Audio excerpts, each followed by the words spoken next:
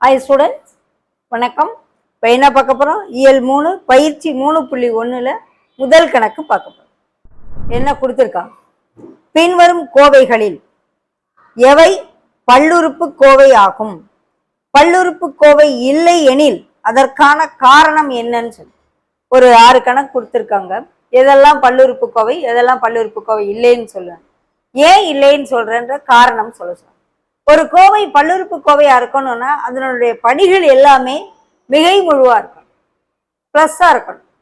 இன்னொன்னு குறையா இருக்கக்கூடாது, குறையென்னாவும் இருக்கக்கூடாது, படி பின்னமாவும் இருக்கக்கூடாது. அப்படி இருந்துச்சுன்னா அது பல்லுறுப்பு கோவை அல்லன்னு சொல்லி சொல்லுவோம். ஓகே, பார்க்கலாமா? First sum.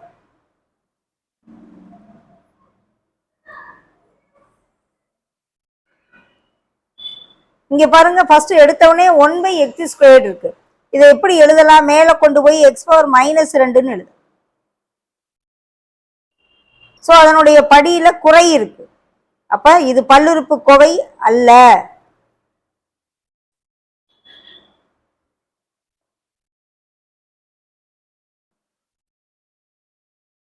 ஏன்? காரணம் என்ன? படி குறை எண்ணாக உள்ளது.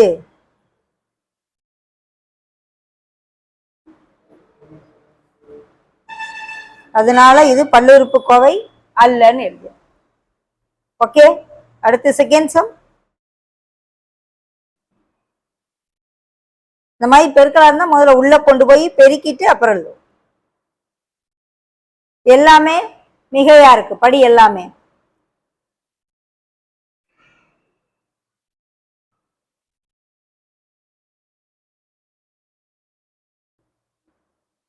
ஏன்னா படி மிகை எண்ணாக உள்ளது.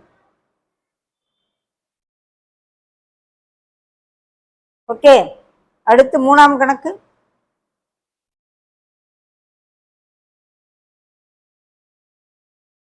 உள்ள கொண்டு போங்க.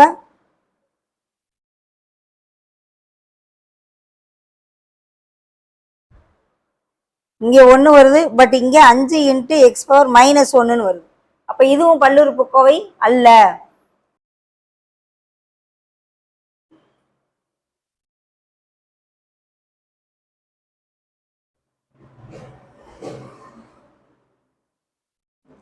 ஏனெனில் படி குறை எண்ணாக உள்ளது. குறை எண்களை என்னது? -1ன்னு இருக்கு. அதனால இது பல்லுறுப்பு கோவை அல்லன்னு எழுது. ஓகே, 4ஆம் கணக்கு.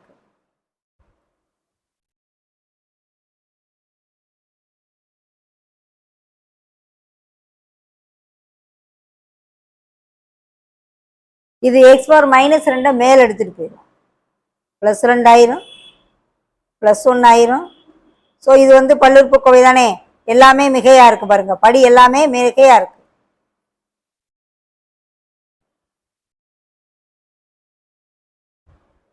படி ஃபுல்லா மிகையா இருக்கனால பிரச்சனை இல்லை. அடுத்தது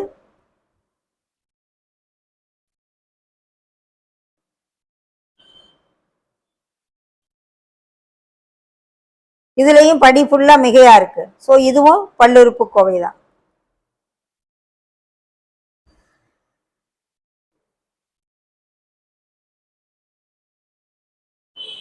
இல்லைன்னா தான் காரணம் சொல்லணும். அடுத்து 6ஆம் கணக்கு.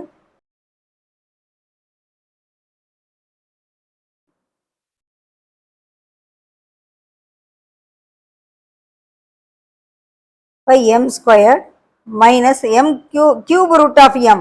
ஸோ என்ன ஆயிரும்? m⁻1/3. படி பாருங்க, பின்ன என்ன இருக்கு?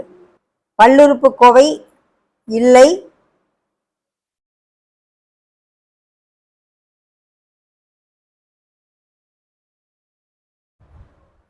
காரணம் படி பின்ன எண்.